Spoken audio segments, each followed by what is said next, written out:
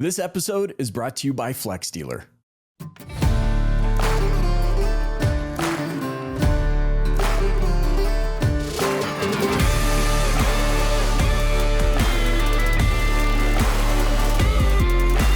Auto industry, what's going on? Welcome to this episode of the Dealer Playbook Podcast. We are at the Toronto International Auto Show. I actually said it like an American there, Emer. I said Toronto. We're at the Toronto International Auto Show, sitting down with my new pal, Sam Maimone. You got that right. Things are going well. All right. Top posto, as we would say. That's it. And what my parents taught me. Yes. Yes, I love it. I'm excited to have you on the show today. We're going to dig into, some CRM process and things of that nature, especially how important that CRM process is going to be in a 2025 world. But first, I got to know, a DJ, how do you go from being a DJ to getting into the car business? It's a great question. When we were younger as teens, my best friends and I decided to put a crew together and become DJs. And that's kind of how it started. And then I ventured off into radio broadcasting school. Oh, worked at a radio station. No kidding. And that was fantastic. 3 years of my life. I was in sales. I was a sales manager. And I also did a stint on the radio called Club DJ. No kidding. It was live DJing, mixing at night. And at the same time, I was also a nightclub DJ. And I did that for many years. It was great. And the radio station then closed down. I didn't know what to do. And a lot of my friends were in the car business. And they say, you know what, Sam? You'd be great for the car business. And that's how it started. This is so interesting. Well, first of all, had you not said, I'm a DJ, I might have picked up on it because of your radio cadence.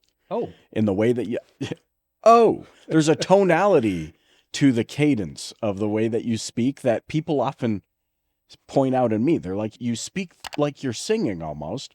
And I think it's just beautiful to listen to. And this is the first time I've been on the opposing end of a beautiful voice to listen to. So this is interesting, new experience for me. I want to key in on something you just said. Okay. A friend said, I think you'd be great for the car business. And we talk so much in this industry about recruiting and that this is a good industry for people to come and work in. And obviously part of our mantra with the More Than Cars Media Network and what we do here on the Dealer Playbook is to be a positive advocate for the industry, that you can make this a home, that there is unlimited opportunity. When you came into the dealership, what did that look like for you? What role were you in? How did you come into it? And maybe give us some insight into when you realized that you wanted to stay in this industry. The first place that I worked at was a used car operation, and it didn't fit. It was one of those used car operations that were not very honest, weren't transparent. Yeah. And, the friend of mine who said, you'd be good in the industry said, you know what, you should come to work at the dealership that I'm managing. It was a OEM store. And that's where, I got in there and started selling cars. Like, this is it. This is what a difference between the other place I was working at. Sure. And, that's where I fell in love with it. And as I progressed into it, of course, there's bumps in the road and you learn these things. And that's when I started learning about CRM, which we're going to talk about today. And after going to a couple of other dealerships, I moved up the ranks and became a manager, managed a team. And that kind of brought back memories of me managing the team back at the radio station I was at. And then out of nowhere, this opportunity came up. I was working at a dealership and I had no CRM, no computer at my desk. So I bought my own. And the reason I did it was I wanted to be more efficient. It wasn't just about customer relationship management. It was about making me more efficient as well. Right. So it was a combination of both, because a CRM tool is not just managing relationships. It's about making things easier for staff, management, and things like that. So I got this opportunity. Somebody said, you know what? Reynolds and Reynolds is looking for a CRM specialist. I think you'd be great at it. Again, another person. And I went in for the interview. It was corporate, completely different than the dealership world. Multiple interviews. Again, not like the dealership world. You have an interview and you get hired the same day. Yeah, they'd put a stethoscope to your chest and say, yep, you'd be good. Absolutely. And he said, we'd love to bring you on board. I like your story that you had the initiative to do that. Perhaps you could tell other dealers about our CRM. And that's when I started at Reynolds. It was great. It was fantastic. Great company. But then they said, you know what? Let's expand your role. So not only did CRM and variable operations, I started learning about parts, service, accounting. And that really gave me a good foundation of how a whole dealership works with and without the silos between departments. And while I was at Reynolds, I mean, it was there for 10 years. There was a couple of individuals that worked at the OEM level. They were OEM executives. And they used to talk about their meetings at the OEM, and they'd pull me in to do presentations at head offices at the OEMs. And I thought to myself, it'd really be nice to see what the business is from an OEM perspective, the manufacturer side. And again, another opportunity presented itself to me. And I looked at my wife and I said, I really enjoy where I am. I said, but here's another great opportunity. She said, go for it. I think you would excel and you could broaden your knowledge. And I became a district manager at an OEM, and it was fantastic. Wow. It gave me another insight. So, I was in a dealership. Then I worked for a major SaaS company and dealership management provider like Reynolds. And then I worked at an OEM. And, I started loving the business even more. And although I couldn't really talk about CRM a lot with my dealers when I was a district manager, I would bring it up. You had other duties and responsibilities, of course. Sure. And it was fantastic. I really enjoyed that role. It gave me another perspective. And then it came to a point where vehicle merchandising came on the horizon. And Michael, I don't know if many of you will remember, but back in the day, vehicle merchandising was one photo. And you had to grab this little camera. Yep. There was no iPhones back then. And I remember doing this at the dealership I worked at. Yeah. And you'd go outside and take one photo and you go to the next car and wherever it was standing. And then you'd bring it back to the computer, you pull it out and you upload it. The memory card was like this big, I remember. Yeah. Right. Yeah. And then each site you had to upload everything manually. It was slow. And this vehicle merchandising organization, not only did they do vehicle merchandising, they also do inventory syndication. And I thought, wow. And another area of interest to me. I mean, it was always about looking at different sides of the automotive industry and just learning and growing. And I've been blessed. Yeah. I've been blessed that I've been given those opportunities. And then someone reached out to me and said, again, someone I worked at before, and said, hey, you guys should hire Sam. I worked with him when I was at Reynolds, CRM specialist. Maybe he'll go back to his roots. And that's when Activix came a knocking, and I'm back to my CRM roots. Has it settled in? So maybe I'm a slow learner, but for me, I might have been in this industry for 13, 14 years before it dawned on me that I worked in the automotive industry. Has it sunk in for you? Like, when did you realize I'm in the auto industry? Like, I am a part of a really big industry. Hey, does your marketing agency suck? Listen, before we hop back into this episode, I know you know me as the host of the Dealer Playbook, but did you also know that I'm the CEO of Flex Dealer, an agency that's helping dealers capture better quality leads from local SEO and hyper-targeted ads that convert? So if you want to sell more cars and finally have a partner that's in it with you that doesn't suck, visit flexdealer.com. Let's hop back into this episode. It really hit me when I worked at Reynolds.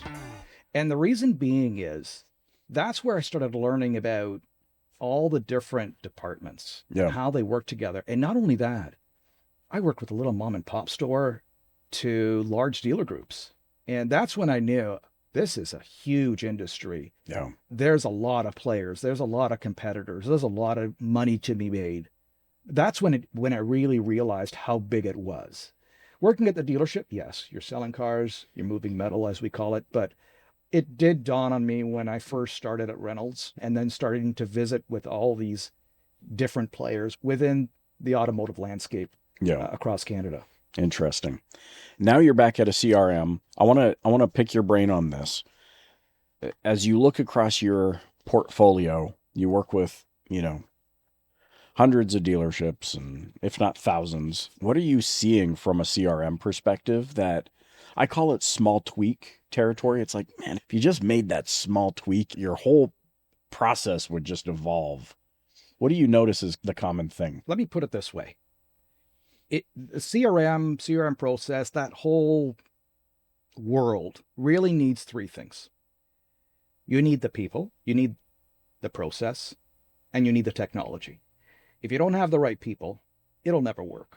We all know that. Sure. So that's the first thing. The second thing is the process and having the right processes based on the dealership and the territory or where it's at. Because something that is in a small town up in Kapuskasing versus a store in the GTA, different processes. And then, of course, the technology that'll fit and marry those together. So those are the three most important things that are necessary for CRM. And there's another really important factor to help with that. And what I found most critical is something that we did early on, or I did early on, and learned about called a discovery.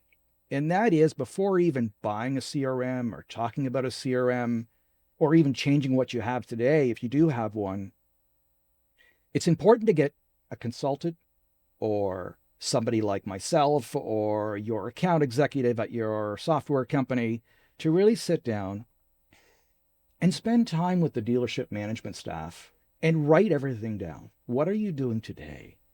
What is it that you think you're missing? Perhaps I could show you what you're missing. And with that, you could see what they're doing today, where they want to be, where the gap is, and how the CRM can tie that in.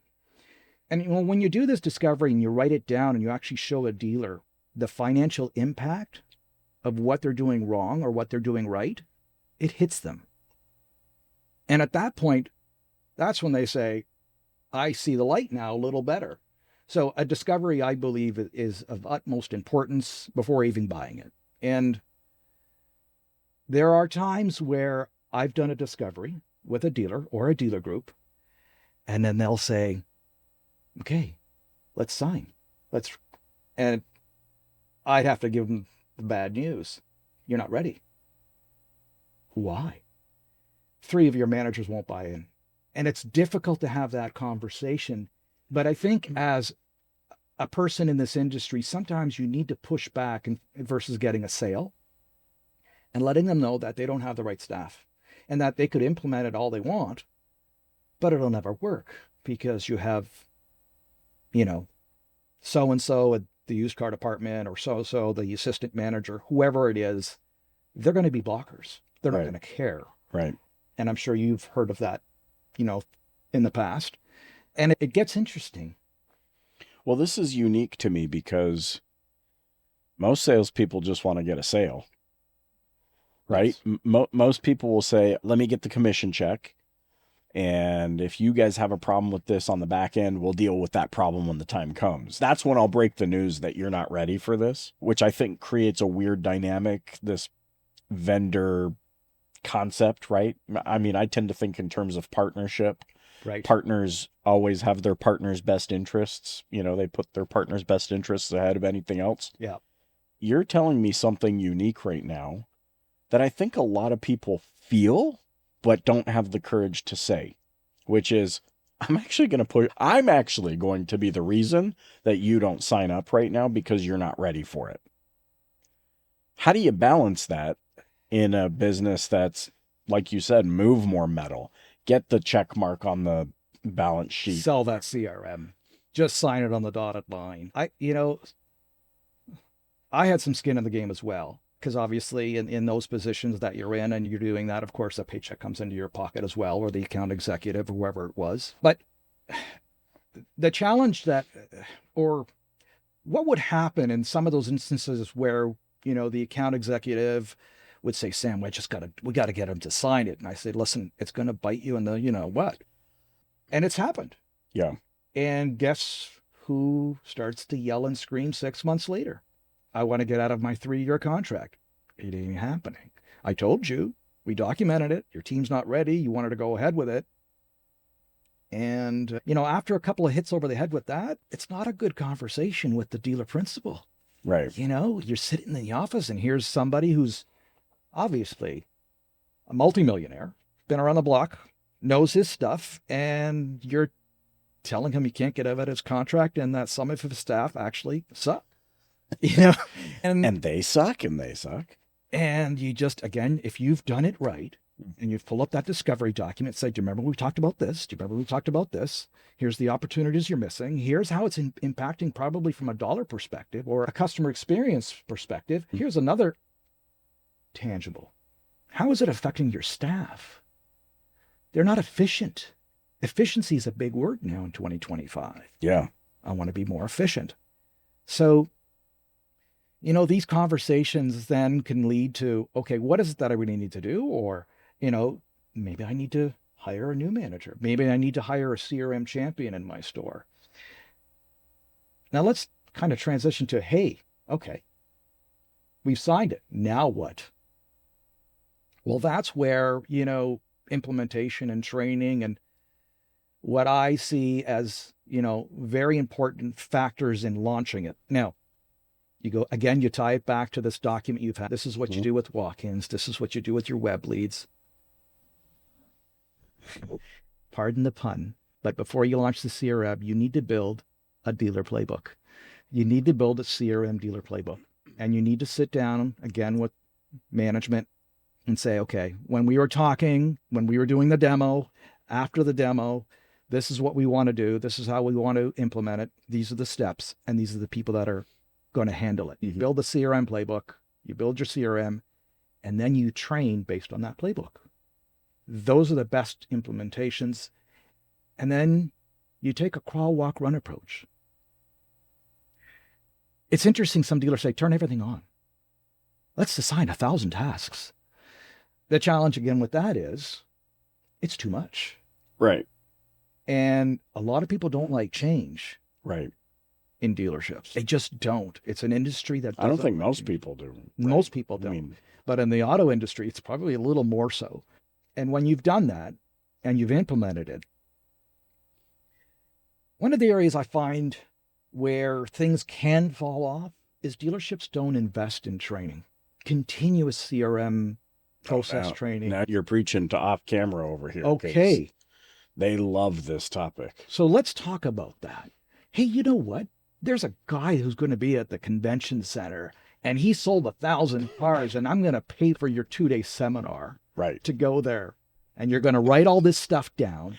And then you might retain 5% of it. Half of your sales staff don't really care. Mm-hmm. Others will. And you've just spoken to a guru. And that's it. But you won't invest in monthly training for a tool that you're paying for monthly that is actually going to help you. So I truly believe in training and training programs and onboarding programs. I want to share a best practice that I seen one of my dealer principals do. He wouldn't let nobody sell for two weeks, 3 weeks, 4 weeks. You actually had to go to each department and learn every department. And you had to get a sign off from that management. Interesting. And they would say, okay, what does obsolescence mean in parts? What are turns? Got to be able to answer it. What's hours per RO? Sure. I mean, this is... Which is interesting because I don't think most people on the variable side have even heard the word obsolescence. No. Right. What's obsolescence? What's door rate?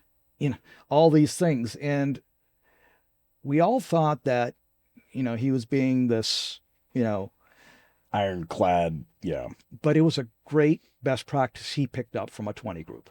And I thought, you know what? That's a great onboarding program. He also had training, that he would implement, on I guess a quarterly basis. You'd all hop into the boardroom and he'd bring in someone, phone training, anything. closing techniques. I still remember some of those to this day. Wow. And, you know, I've even shared some of those with some of my dealers, some of the sales staff. Sam, what is it like to be successful? I mean, I know you've been successful. What are a couple of things you can tell me? And I'd relay some of those stories and some of those tips and tricks, as we call it, that would help them become more successful. I mean, not everyone has a mentor or somebody that can help or someone that comes in for continuous training. But if I can provide that to someone and make their life better, all the power. I mean, it's our industry, right? Right. Let's give back. Yeah. Let's pay it forward. Yeah. It makes sense. I mean, why do we love a good sports analogy and whiz past the part where that sports team that we're using as an analogy now trains nearly every minute of every day, some of which those team players will only get like 5 minutes in a game if they're lucky. And yet they show up day after day, training, preparing for when they get to be on the field. It actually blows my mind. So the fact that you're speaking about, you pay for this tool, you hope it's going to lasso the sun, moon, and stars for you just by having it. The dose of reality, Sam, I think is refreshing to say it's not about what you have. It's about what you do with what you have. And you need to train on it. Training is the difference between being okay and surviving and being lethal, right? Lethal. Some people just use the CRM. They don't manage the CRM. And you need to manage the CRM. Sure, you could enter data, you can put in notes, but you need to look at the data. You need to manage the system. You need to inspect what you expect, which is a very common phrase you hear out there. You need to look at, and I think what's really important nowadays is, sure, you got a web lead, but how many engagements did you get? Engagements are important. How many times did they try to engage? How many times do they try to attempt to reach that customer? The thing that boggles my mind, Michael, is I'll go into a dealership and I'll pull up the CRM and I'll see leads that haven't been touched. They're in what we call pending status. How can you let a pending status? You know what? Let's just buy more leads because that's going to help. No. Why don't you just take care of your own backyard? You have your leads. You need to work those leads and you need to work them aggressively. Because if a customer's sending in a lead, they're buying a car or they're interested in a car. They're not doing one or the other. One. Yeah, right. They're not. It's not like way back in the day where, a kid would come in because he wanted the brochure. And I remember this at the GM store I worked at. A lot of kids would come in because they wanted the Corvette brochure. I mean, that's not the case now. I mean, if a lead is set in, it's because they're sending in that lead for a reason. Yeah. Maybe they want to trade in their car and they want an evaluation. Maybe they're looking, to upgrade. Maybe they got a family now and they need a minivan. Like there's so the 20% closing ratio, where's the other 80%? Do you think they're not buying a car? They are buying a car. Sure. It's just they're not buying it from you. Right. Because maybe you're not doing the right things. You're laughing. I'm laughing out of frustration and anger. As we wind down, I want to pick your brain on this. And I know I'm about to ask a question that's going to enrage me, not because of you, but because I think I might know what the answer is. 10, 15, 20 years ago, the statistic was that phone leads will outnumber web form submissions like 5-1. Is a phone lead still more prominent than a web form in a world where we're starting to even get out of web forms and it's like chats and WhatsApps and things of that nature? Based on what I'm seeing, it's difficult because it's hard to track. It's really difficult to track phone leads. Even though there's some integrations that are out there with CRM tools, I'm finding web leads, there's a lot more web leads than there are phone ups, as we call it. And again, the challenge I'm finding with that is how are you handling those web leads? How are you engaging? And are you doing it quickly? Boy, are we so impatient now, Michael. Even myself, when I'm calling someone or texting someone or submitting something for, someone to come do something at my house, I'm expecting a response in 5 minutes. And it's interesting because I wouldn't be that. 20 years ago, I wasn't like that. But now just the expectation. And it's interesting that a lot of the OEMs are now into this game of measuring response times and hammering down on their dealer bodies to say, and their dealerships, you didn't answer these leads in a certain amount of time. We're going to, penalize you in some way, shape, or form. Sure. And I think it's still somewhat of an issue with a lot of the dealerships out there. You'd think that in today's day and age, everything would be answered within 5 minutes, but it ain't the case. It's not the case. It's not the case. And it's difficult to try and help them to understand that. And, with the chat, sure, you're getting some information, but sometimes a chat can go away. If you're not capturing that person's email address or phone number, it's in the wind. You've had a conversation, but with who? It's not a real lead at that point. I mean, you could build some type of a relationship through a chat, but how often do they actually convert? Right. Well, I knew it was going to make me mad. I don't know why I asked the question. I knew I was going to get mad at the answer, but it's valid and it's something that we need to be thinking about. I can't thank you enough for joining me. How can those listening and watching get in touch with you and connect? LinkedIn.